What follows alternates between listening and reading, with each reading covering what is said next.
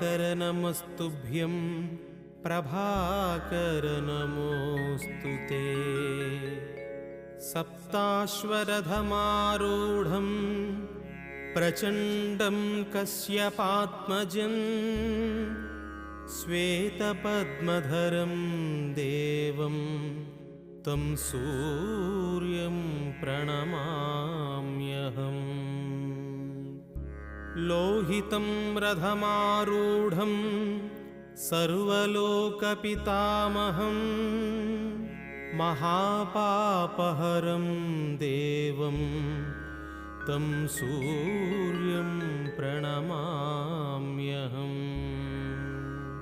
त्रैगुण्यं च महासूरं ब्रह्मविष्णुमहेश्वरं महापापहरं देवं